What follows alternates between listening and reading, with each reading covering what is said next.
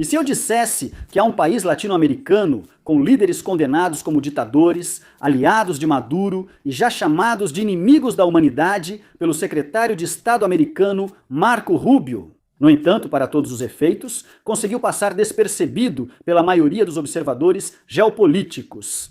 Esse país é a Nicarágua, pequena nação da América Central com cerca de 7 milhões de habitantes, governada por Daniel Ortega desde 2007, com a atenção global voltada principalmente para a Venezuela por motivos óbvios, para Cuba devido à possibilidade de o governo colapsar sem o apoio venezuelano, e para a Colômbia por causa do relacionamento conturbado do presidente Gustavo Petro com o presidente Trump.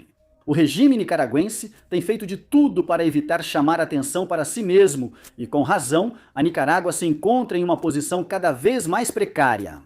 Por mais de 20 anos, integrou a tríade da tirania, como chamou John Bolton, 3 regimes autoritários de esquerda. No hemisfério ocidental, que inclui Cuba e Venezuela, esses 3 países sempre se apoiaram mutuamente em termos econômicos, políticos e ideológicos, criando uma rede de suporte mútuo que ajudou cada regime a sobreviver à pressão internacional e à dissidência interna.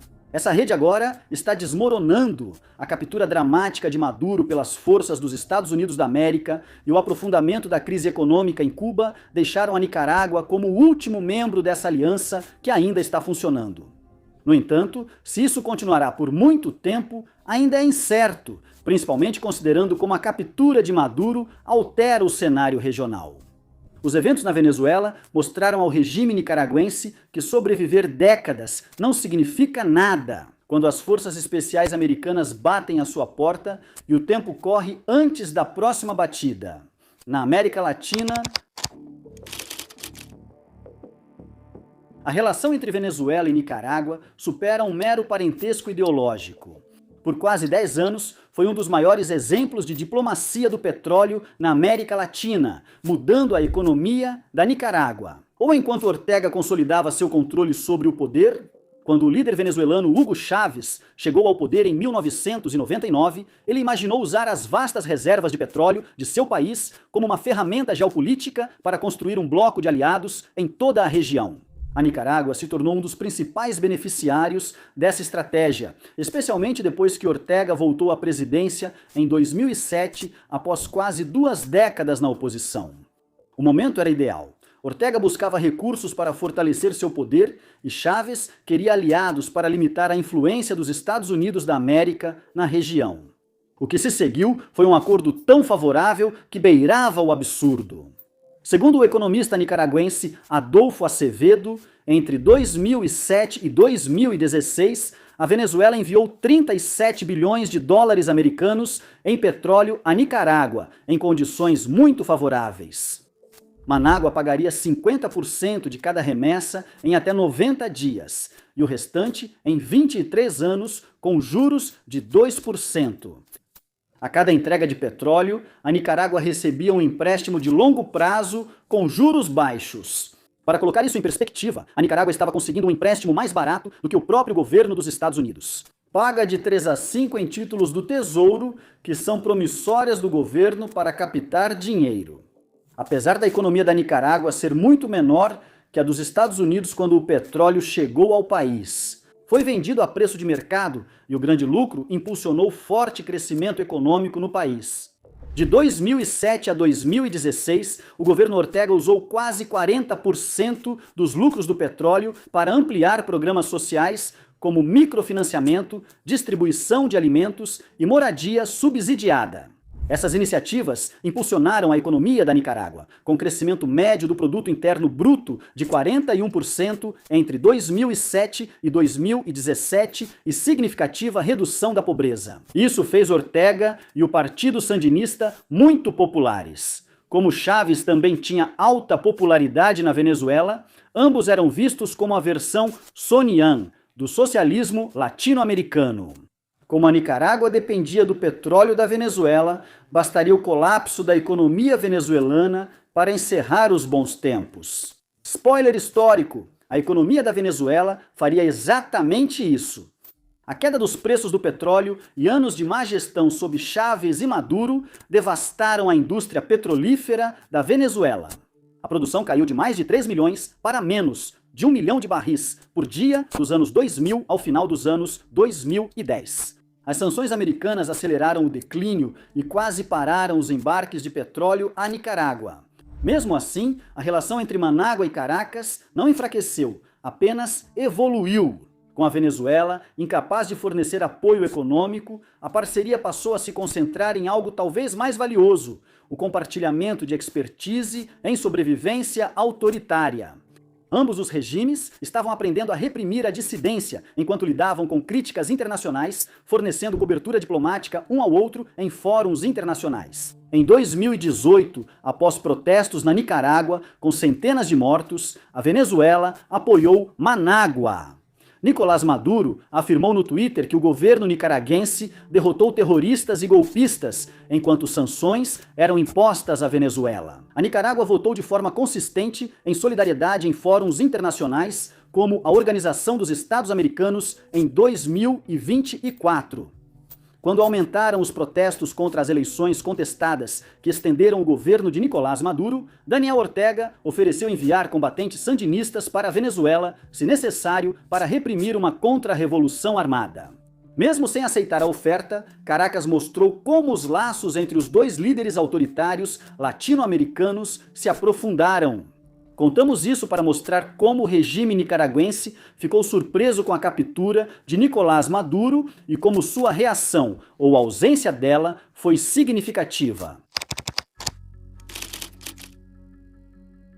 Segundo La Prensa, após a operação contra Nicolás Maduro, houve silêncio por mais de 14 horas, divulgou nota pedindo respeito à soberania venezuelana e à libertação de Nicolás Maduro. O comunicado talvez tenha sido mais notável pelo que não tinha do que pelo que tinha. O tom não foi agressivo com os Estados Unidos da América como antes e Donald Trump não foi citado. Arturo Macfield, ex-embaixador da Nicarágua na Organização dos Estados Americanos, chamou essa omissão deliberada de fruto do medo. Em entrevista à Agência Católica de Informação Prensa, citou: "O ocorrido na Venezuela causou medo no governo tirânico. A ditadura se abala ao ver Maduro, o líder todo-poderoso, sendo preso e humilhado. O medo é tanto que, apesar de apoiarem Maduro, não citaram Trump em nenhum momento." Fim de citação. A moderação foi incomum para um regime legitimado pela retórica anti-americana. A prisão de Maduro mudou profundamente a estratégia da Nicarágua, indo além da perda de um aliado diplomático. A principal mudança foi mostrar que o envolvimento militar direto estava em discussão.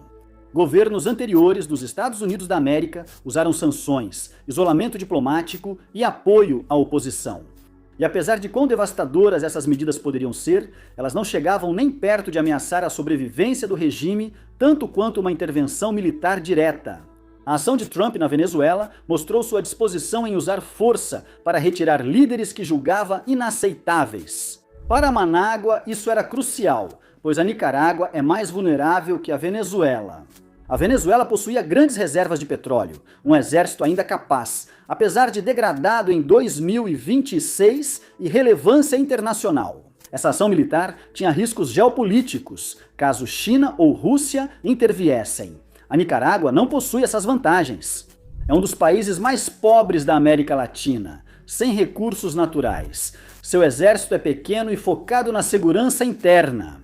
Mais importante ainda, sua economia depende quase totalmente do acesso aos mercados americanos, com quase 2/3 das exportações do país indo para os Estados Unidos. Isso dá a Washington ainda mais influência do que tinha com a Venezuela. A invocação da doutrina Monroe por Donald Trump para justificar a operação na Venezuela acrescentou mais uma camada de ameaça.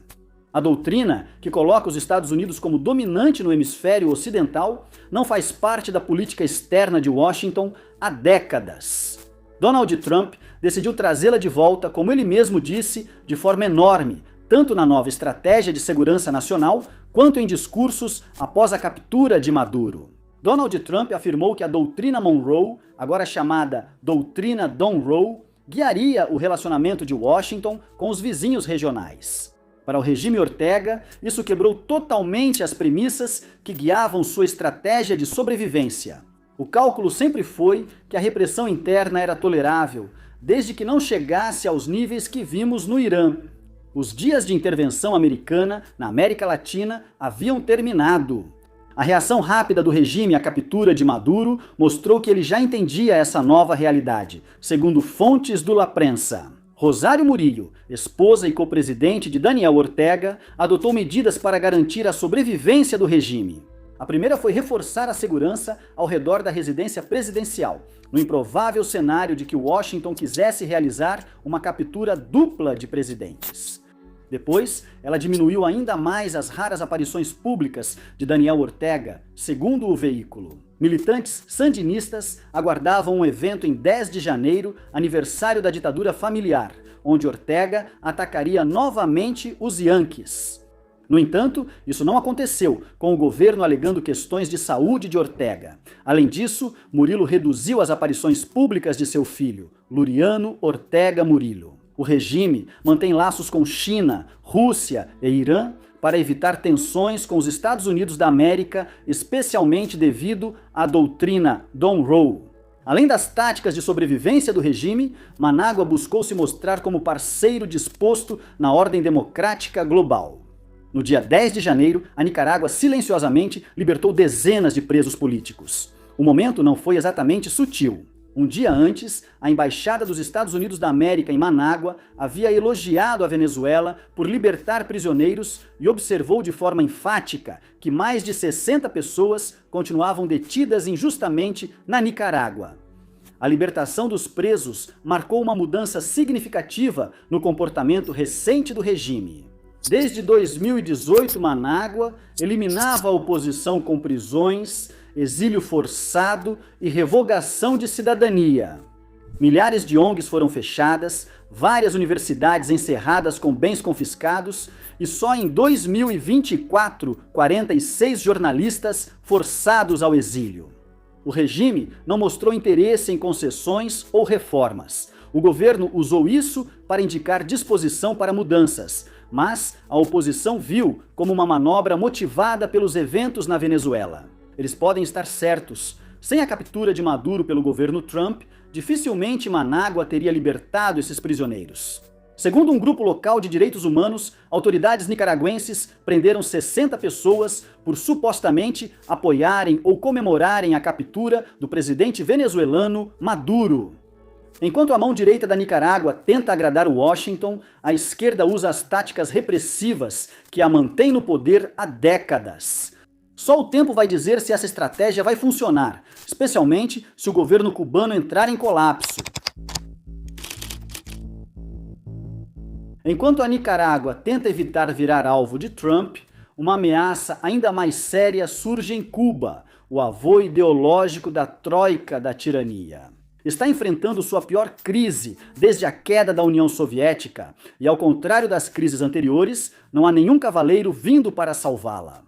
Segundo dados de transporte e documentos da Petróleos de Venezuela, Sociedade Anônima, a Venezuela, não envia petróleo ou combustível para Cuba há mais de um mês. O envio foi interrompido antes da captura de Maduro, devido aos bloqueios dos Estados Unidos da América que cortaram a principal fonte de energia de Cuba.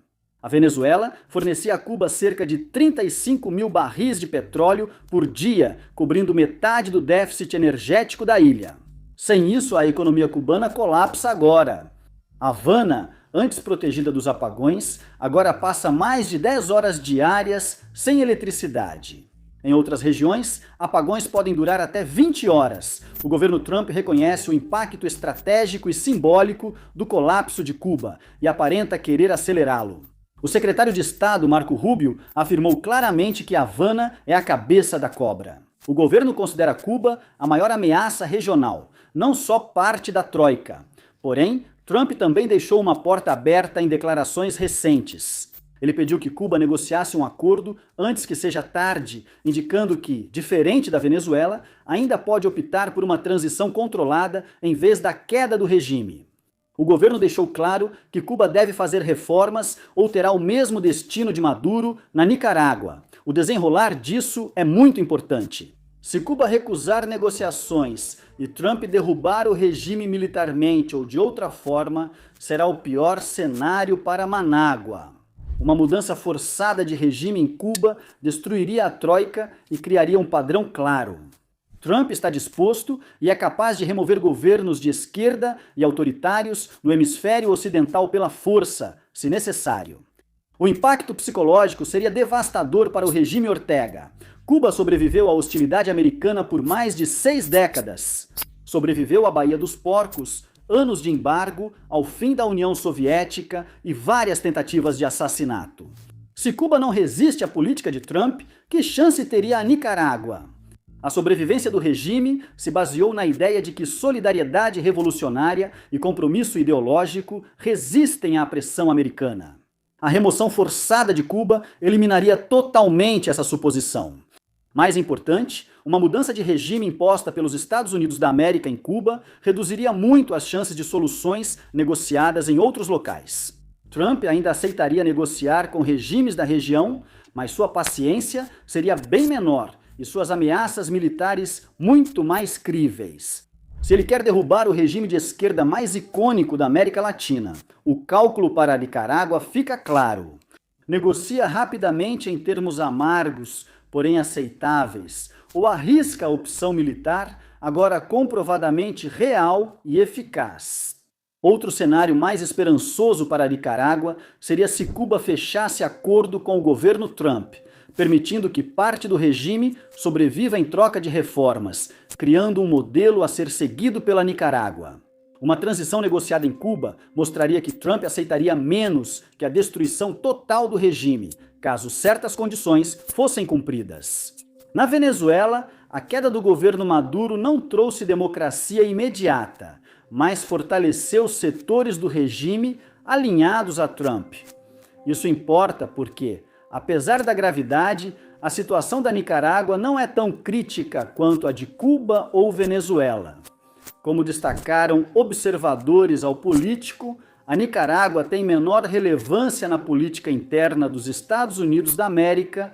Diferente da Venezuela e Cuba, conhecidas por muitos imigrantes, Marco Rubio é filho de cubanos e foi criado por eles. Ouvir histórias de como o socialismo arruinou Cuba é frequentemente citado como parte do motivo por trás das visões agressivas de Marco Rubio sobre Cuba e Venezuela. O regime nicaragüense também não fez questão de envergonhar o governo, como Maduro fez com seus vídeos de dança, que o presidente Trump acreditava ser uma imitação do seu próprio estilo de dança. De acordo com os observadores que conversaram com Tuzi, tudo isso, somado, pode ser o suficiente para salvar o regime de Ortega da ira de Washington. Se a previsão dele se cumprirá, só o tempo dirá. Obrigado por assistir.